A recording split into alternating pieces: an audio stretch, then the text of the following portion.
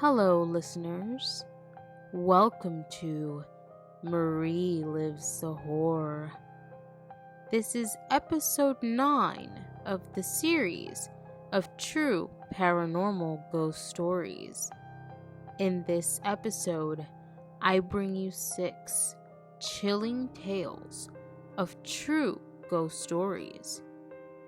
So without further ado, step into my horror chamber as we live the horror together.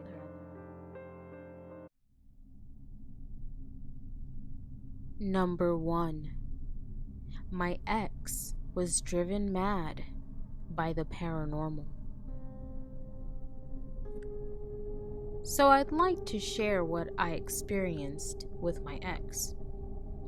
My ex had a long list of medical problems at the end of our relationship. This was due to a skull fracture that happened to him years and years previously. After the skull fracture, he had sleeping problems, and he started taking medications for the sleeping. After many years of taking the medications and nothing ever worked, besides the medication he took for sleeping. But I believe this made him go insane. He had claimed he had the ability to see dead people. It became something that was dealt with every single day. I would walk into the house and he would automatically look at me and say, "You just walked in and now there's 2 shadow figures standing in the kitchen." He would also say things like, "You always have this little black shadow following you that is close to the ground." I am a spiritual person. I do believe I have some friends that are always with me, and I do believe I have some now deceased cats too. I feel like they are here to protect me. Anyways, he would always see shadow people everywhere we would go. We had gone to Vegas for his brother's wedding. I had never been to Vegas. During our last night there, we were on Fremont Street, and somehow I got ditched. The hotel we were staying at was at the old strip at the very end. I had no cash, no way of getting a cab, no way of finding where to go to find my hotel. It was a long walk. I had to ask strippers and ladies of the night how to get back to my hotel. Needless to say, it was about 5:30 a.m. by the time I got back. I spent the entire night walking. The reason why I was ditched, apparently, was because he was overtaken by the spirits in the Las Vegas Strip, and they were everywhere, and he couldn't hold back, and he blacked out from all of them and didn't even know what was going on. His brother and him had looked like they've been running around in the dirt. They had dirt all over them and also some cuts here and there. Anyways, yes, my ex-boyfriend claims he could see dead people. It consumed his everyday life to the point of not being able to live. He would even be just sitting there and he would all of a sudden look over like, "Oh, you didn't feel that? One of them just touched you. Oh my gosh, one just brushed by you, or one just walked right through you." Almost everything was about them. I tried for a long time to get him to maybe try to talk to them, but he wouldn't. I'm the kind of person that wants to know why they're there, or who they are, or if I'm able to try to help them. I just think something attached itself to him back in the Ouija board days. That was dark. When he would get drunk, he would just sit there and be like, "I'm not Shane. I'm a demon." One time, He even had ran around the house after me with a knife, but he was so intoxicated to the point where I could have easily dragged him back to the other end of the house a few times. It was a very emotionally, verbally, sometimes physical, abusive relationship. A few months after the Vegas incident, I moved out of the house and gave him 30 days to move out before I moved back in. I was so done. It was the best decision of my life. I know it sounds bad, but about 3 months later, I was already pregnant with my now 2-year-old daughter.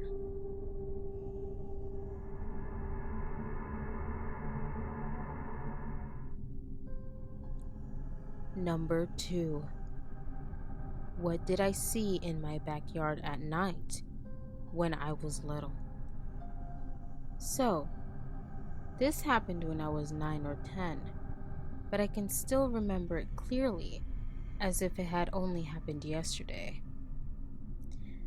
One night, I don't really remember what I was doing, but apparently, I thought my mother had gone out somewhere without telling me. I was a bit of a clingy boy and always followed her around. So I started calling out to her but got no answer. The house was quiet. My father hadn't returned from work. I walked out of the front door to find the porch empty, and my mother was nowhere to be seen. Then I went to the back door. There was this overgrown empty land beyond the backyard. I called again, but then I saw, standing under the trees across the yard, were 2 silhouettes of a man and a woman that looked eerily like my parents. It was dark, so I could not make out any facial features whatsoever, but they were the exact copy of my parents. I was about to run to join them, but I hesitated because I was afraid of the dark. So I called out to them instead to come to me. They did not answer, but the woman started waving and gesturing me eagerly to come to them. The man was not doing anything. He was just standing still like a statue, quietly watching me. I remember feeling that there was something off about them. They looked like my parents, despite the faceless features, but at the same time, they kind of gave off this not so right vibe, and it scared me. That's why I did not go join them.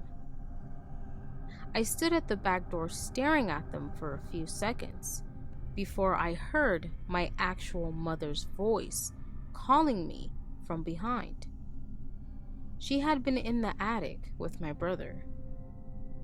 I was really confused. I thought I had just seen her across the yard. When I told her what I had just seen, she brushed it off as me seeing the neighbors who lived beyond the land. We eventually moved out of that house when my dad found another job. But whenever I think of that night, it still gives me the chills, because I have no idea who or what they were and what they wanted from me. What would they have done if I had gone to join them in the dark? I told my friend about this, and he was sure that those things were not my parents, but some evil entities. He also told me that children in general are far more sensitive and can perceive the presence of supernatural beings. If they were some kind of supernatural entities, what were they? Shadow people? Shapeshifters? doppelgangers, or something far more sinister?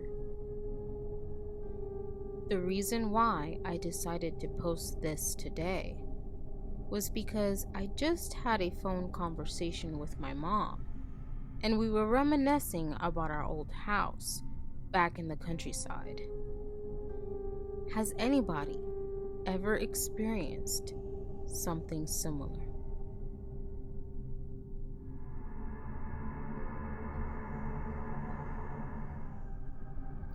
Number 3. I wasn't scared. So, I work in a jewelry store that has a full service shop. The building has been there since 1884, and I am third generation. I have an apartment on the 3rd floor, so during this strange time, I had just been in and out of the store doing a lot of odds and ends. So of course there's this story of a janitor from the early 1900s that fell down our basement steps and died. I do not know the validity of this, but there's a laundry list of strange stuff that has happened, not only in my building, but the whole downtown block we are attached to. I could go for days about the paranormal teams people have had in their buildings just in the last decade over whatever it is. I have lived here off and on for 40 years, and there's just been things that aren't right. I always told myself, if I actually ever went toe to toe with whatever this thing is, I would absolutely lose my shit. So last Wednesday, I was opening the vault, grabbing some stuff for the last of our customers to pick up, amongst other random stuff, when I saw someone in the shop. I assumed it was my brother, and just didn't hear him. And so I said, "Hey," but I got no answer. I look over and see the shadow of a man walk straight through our buff machine. It's about 5 feet tall and back towards the wall, and this figure just looked up at the wall, and then he disappeared. But here's the thing. I just watched it, and not a hair or goosebump arose. It was as though it was just meant to be there, as it was meant to be breathing. I just thought to myself, huh. I had all that worked up in my mind, and it was like nothing terrifying. Just happened like normal business. Anyone ever have anything like that happen to them?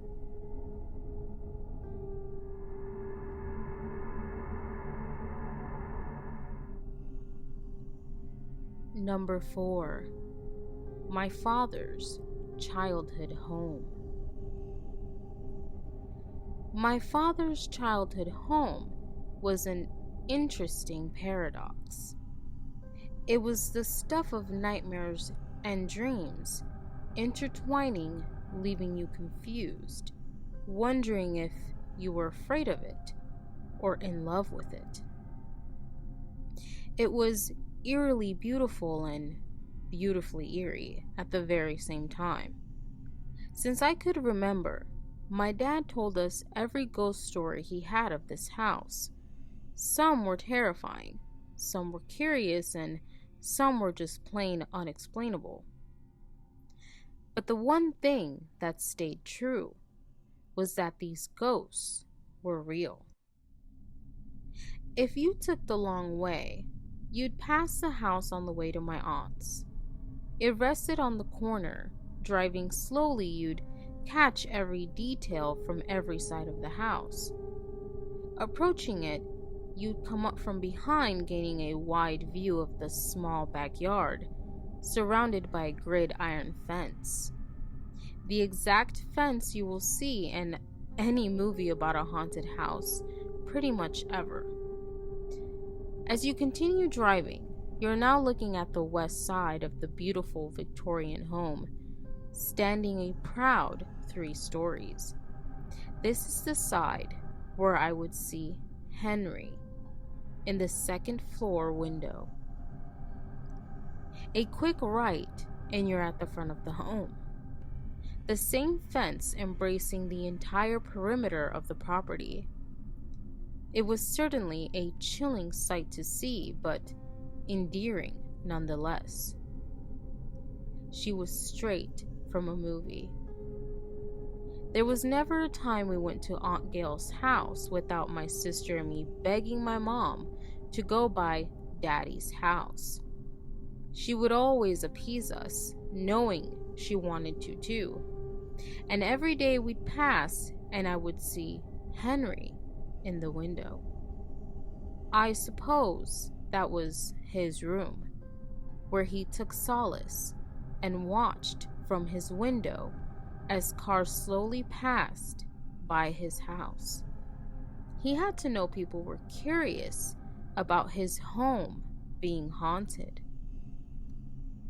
He had to know cars slowed way down while passing so that they could get a glimpse of something on the property.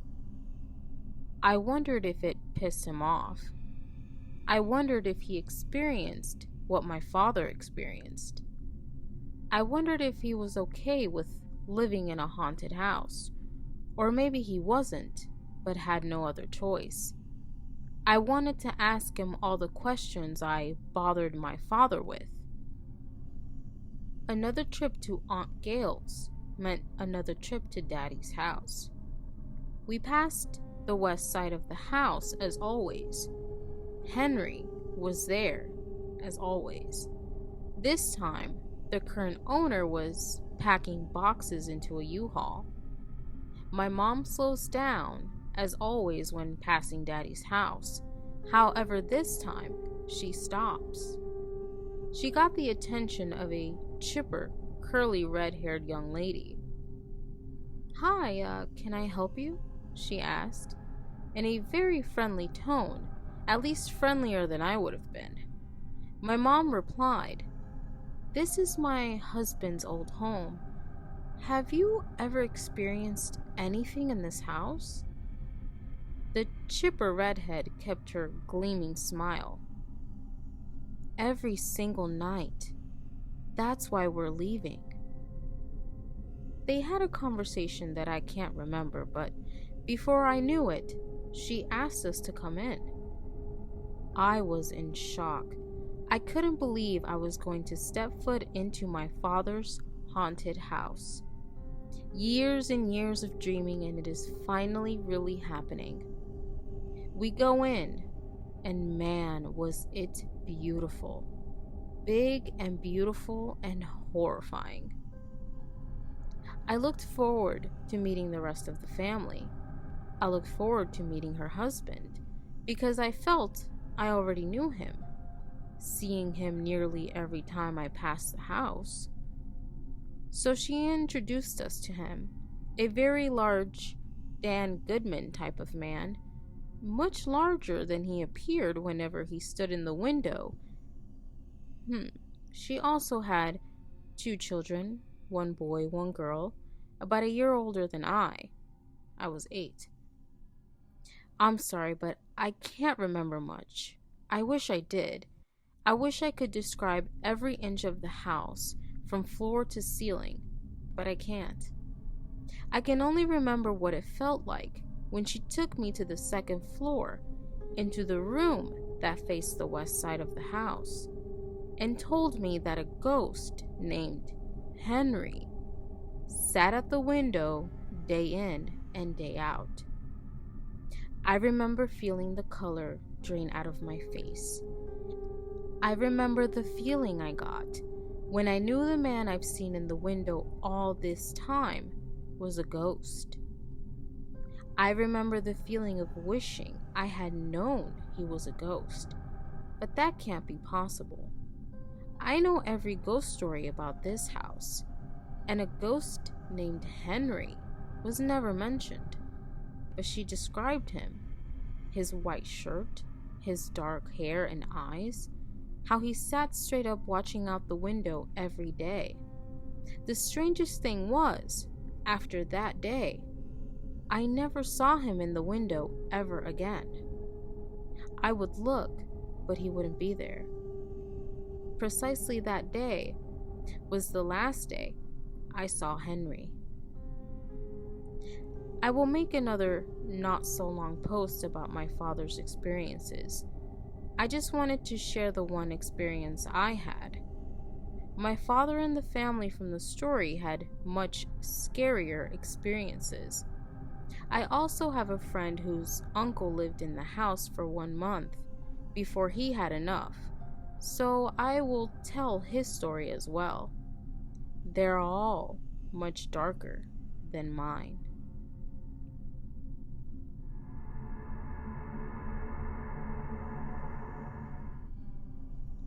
Number 5. The first journal entry from the converted funeral home.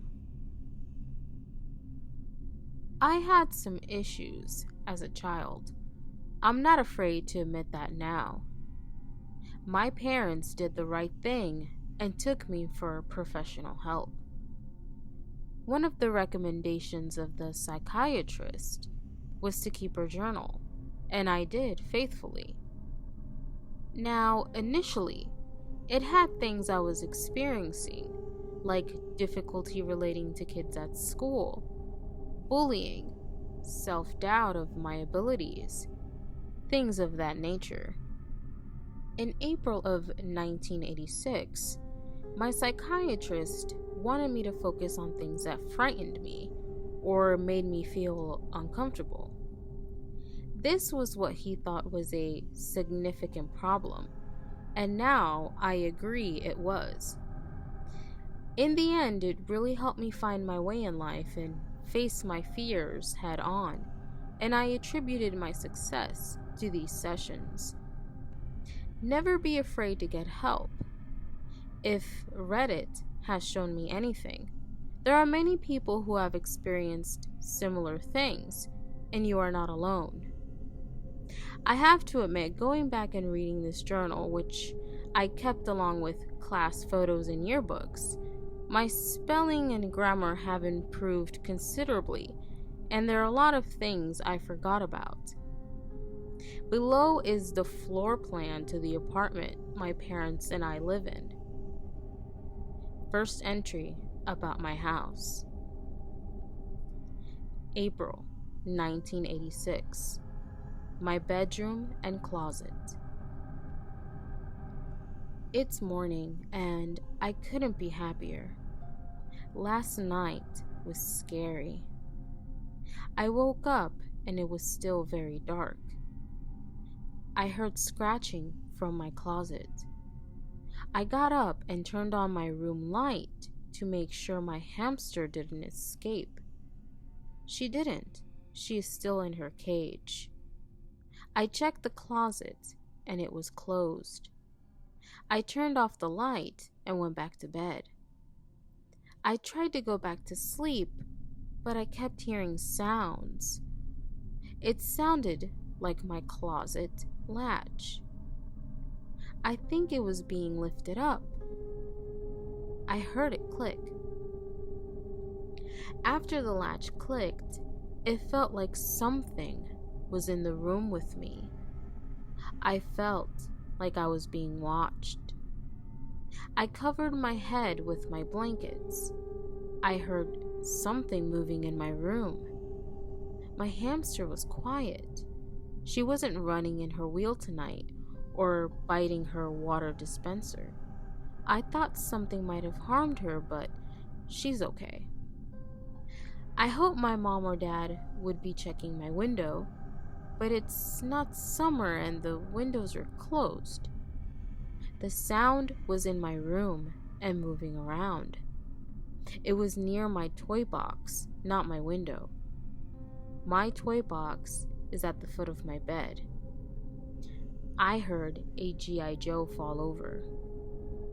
I'm not alone. My dad woke up to get ready for work. That means it's 4 a.m.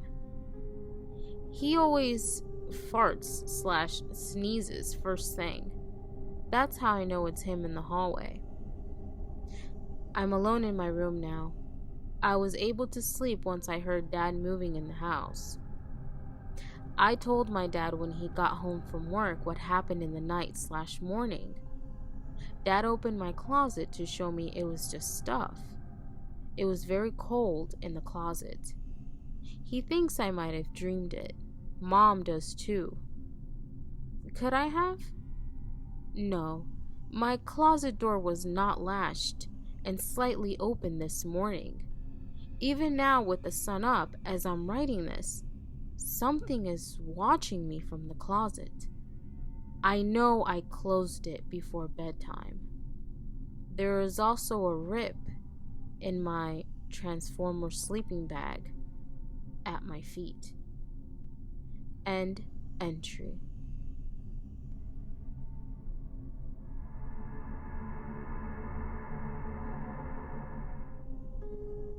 Number 6. My cousin played with kids that had no faces. Long story.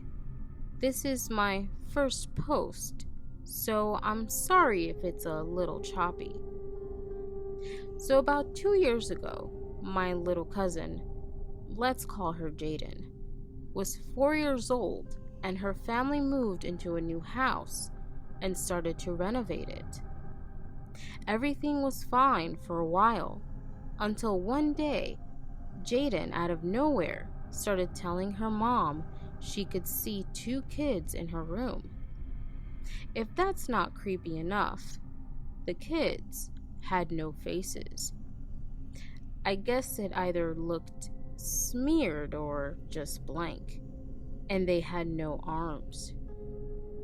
My aunt was creeped out, but she kind of brushed it off and thought maybe just her imagination. My cousin started bringing them up more and more, telling more details about them.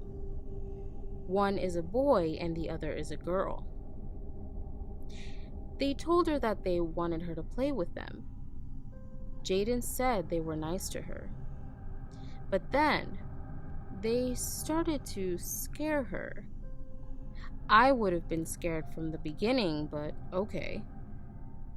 She would wake up in the middle of the night, screaming because she was so frightened by them. My aunt didn't know what to do. My cousin would be playing, and when my aunt asked what she is doing, she would say playing with the kids. I guess they were only mean sometimes. It gets a little creepier. So besides there being 2 faceless and armless kids in her room, there was also an old man with a cowboy hat and cowboy boots, as she explained him.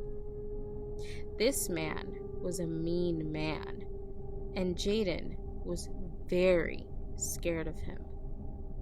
She said the 2 little kids were also scared of him.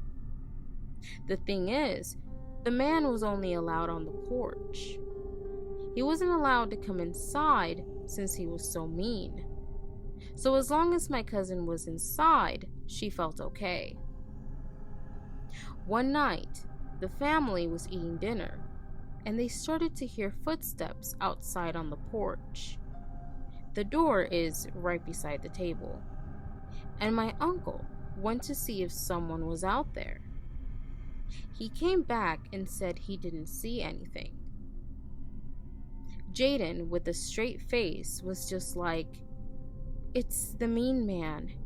He's standing at the door watching us, Dad." Of course, my aunt and uncle were freaked out. Like, what the hell just happened? Then she said, "It's okay, he can't come inside." That was a span of about 6 months.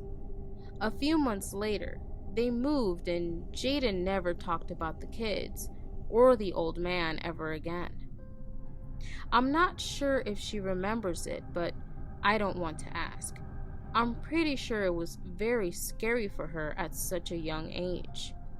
My aunt did some research about the house and saw an old man who wore cowboy boots and cowboy hat used to live there and died on the property. She couldn't find out about the kids though.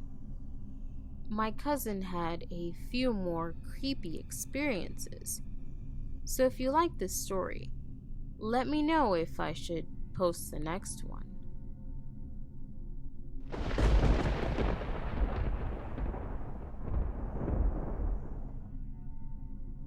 Hello, listeners. Thank you for listening to this episode of True Paranormal Ghost Stories as you live the horror with me. If you would like to submit some of your own true paranormal experiences for me to narrate on this channel, check the description down below and send them over to my email. Do not forget to subscribe and click on the notification bell to keep up with future episodes. Thanks for listening. I am your host, Marie Lives the Horror.